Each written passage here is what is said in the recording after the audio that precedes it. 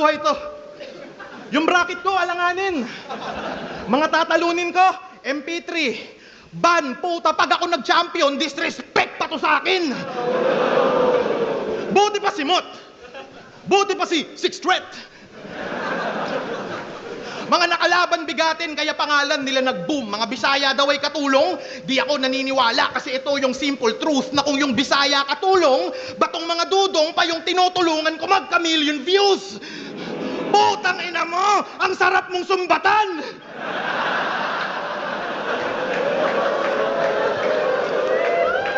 Lamikay kayaw-yawan. Maswerte ka kasi kalaban mo, putang ina, isang YouTuber. Sa mga subscribers ko dyan, hello! Di ako nakikipag-usap sa mga 10K followers below. Baka yung page mong pamboplax, iyabang mo dito sa gubat.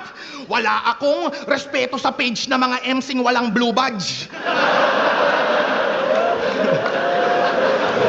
Ano, is it too much? Kaya kitang i-body bag sa batilat sa SOCMED. Tingin nyo dito, New God versus vlogger na current? Pues...